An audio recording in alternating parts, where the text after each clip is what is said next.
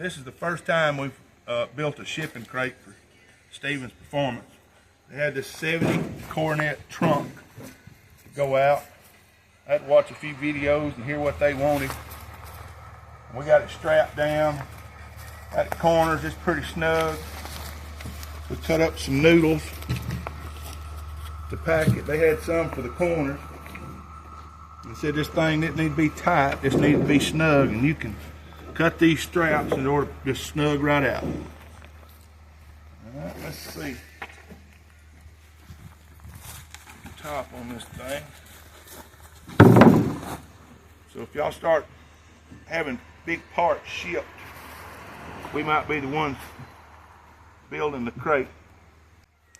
If you don't want to pay freight and you're close to Bowling Green, Kentucky, come to Holley Moparty next weekend, September the 13th through the 15th. If you do your pre-orders before Tuesday, they will bring any of your used or new items.